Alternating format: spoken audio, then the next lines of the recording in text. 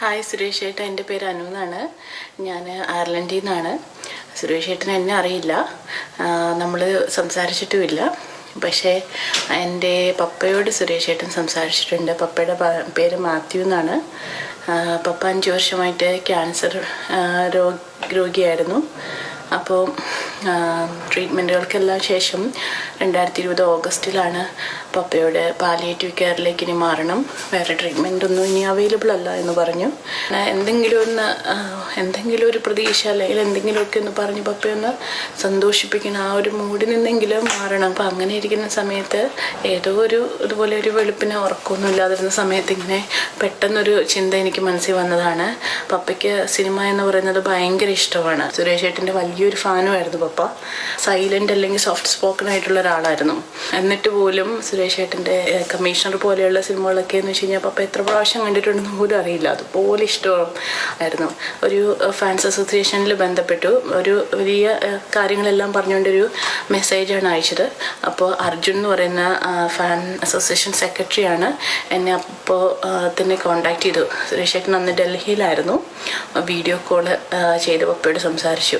അപ്പം ഇങ്ങനെ ഒരു കാര്യത്തെക്കുറിച്ചൊന്നും ഞാൻ പറഞ്ഞതും ഉണ്ടായിരുന്നില്ല. വല്ലാത്ത ഷോക്ക് എന്നല്ല, ഭയങ്കരമായിട്ട് സർപ്രൈസ്ഡ് ആയിരുന്നു പപ്പ. ഭയങ്കര അധികം സന്തോഷമായി, ഞാൻ ഇപ്പോഴും ഓർക്കുന്നുണ്ട്. അത് കഴിഞ്ഞ് വീട്ടിലേക്ക് ഫോൺ വിളിച്ചു കഴിഞ്ഞപ്പോൾ അതുവരെ സംസാരിച്ച ആളെ ആയിരുന്നില്ല. ഭയങ്കര അധികം സന്തോഷമായിരുന്നു. പപ്പയ്ക്ക് നല്ലൊരു ആത്മവിശ്വാസം വാക്കുകളിൽ കൂടെ ഒക്കെ പകർന്നു കൊടുത്തായിരുന്നു. പ്രാർത്ഥിക്കാമെന്ന് പറഞ്ഞു. അങ്ങനെ 2021 ജനുവരി 20 പപ്പ ഞങ്ങളെ വിട്ടുപോയി. ഇങ്ങനൊരു ചെറിയ സന്തോഷം അല്ലേ പപ്പയ്ക്ക്, ഇങ്ങനെ ആ ഒരു സമയത്ത് ആ ഒരു ചെറിയൊരു സന്തോഷം പകർന്നു തരാൻ പറ്റിയതിൽ ഒത്തിരി നന്ദിയുണ്ട്, ഒത്തിരി നന്ദി.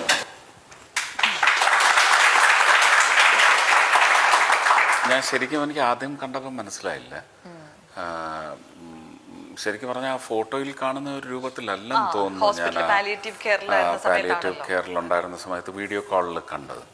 പക്ഷേ പ്രസക്തമായ കാര്യം, ഇത് ഇത്രയും സംഭവിക്കുന്നത് എല്ലാവരും ചങ്ങലക്കിട്ട ജീവിതം അനുഭവിച്ചുകൊണ്ടിരിക്കുന്ന കോവിഡ് കാലഘട്ടത്തിലാണ്.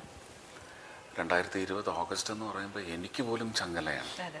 അങ്ങനെ ഒരു സമയത്താണ് വിളിച്ചിട്ട് ഒരു 4 വാക്ക് സംസാരിച്ചാൽ, അങ്ങനെ എത്രയോ പേരെ വിളിച്ച് സംസാരിച്ചിട്ടുണ്ട്.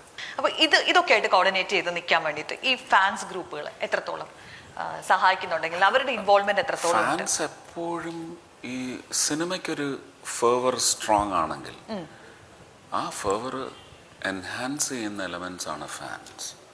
പക്ഷെ ഞാൻ എപ്പോഴും വെറുക്കുന്നത് ഒരു ആളുടെ ഫാൻസിനിടയിലെ തന്നെ വിള്ളലുകൾ, മത്സരമാവാം, വിള്ളലുകൾ, മത്സരത്തിൽ തോൽക്കുന്നു എന്ന് കാണുമ്പോൾ അടിച്ചമർത്താനുള്ള ശ്രമം. എന്താണ് ഒരു ഇൻ ഹൗസ് വാർ?